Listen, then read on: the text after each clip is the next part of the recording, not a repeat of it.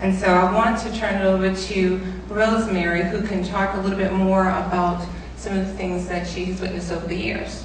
Well, I think that it's been a really sentimental evening. We're talking about these great old memories. But I want to tell you what my experience has been. I've been living in this neighborhood for over 30 years. In 1986, my husband and I took a risk, and we opened a business in Belvedere Square Market called the Coffee Mill. And we stayed at the coffee mill. We kept the market going. We were the last living cell in that dead body. Until we finally moved over by Greg's Bagels. We moved in next door there. We stayed over 14 years in Belvedere Square.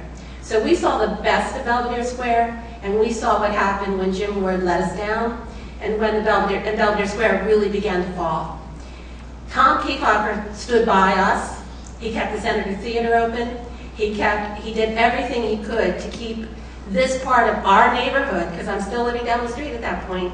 He's keeping this neighborhood strong and vital, even though we had a desert across the street. Then, amazingly to me, the state comes in, and all of a sudden they're willing to rebuild Belvedere Square. They put a lot of money into that, and yet no acknowledgement ever came to Tom for what he was doing, and he was still struggling along at that point. Well, my husband passed away, the coffee mill closed, and I find myself now the Resource Development Manager of Govern's Ecumenical Development Corporation, which is down the street. We do the CARES Pantry, we do Stadium Place, we do housing for previously homeless people, elderly, frail people. And Tom Kiefaber came again, the hero.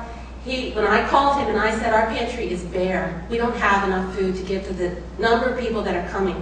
We are seeing over 1,000 more people this year over last year. Just this year alone, we're seeing over 1,200 people a month in our pantry for financial help and emergency food. So Tom kicked in. He put it right on his website. He asked people to fill our pantry, and they did. And at Christmas time, when he usually does the Christmas movies for the Maryland Food Bank, I asked him to keep it local, and he did. And it filled our pantry, and we were allowed to give out a lot of food at Christmas time and at New Year's for a lot of families who wouldn't have had it otherwise.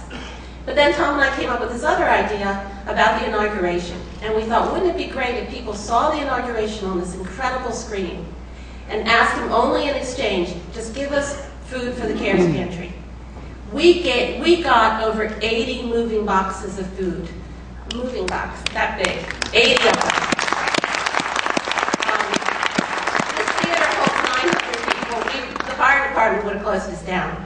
We had 1,200 people and little children sitting on this with their necks craned up just for a chance to watch the inauguration. It was a very yes we can moment, right? So a few weeks later, we decided to do it again with the Super Bowl. And once again, the community came along. People told me they would have paid that food for the CARES Pantry just to see Bruce Springsteen for the 15 minutes that he was on. My point is that this entity is rooted in our community. And I think it's as rooted in our community as Govern's Ecumenical Development Corporation is. And right here is we're 25 years into the nonprofit business.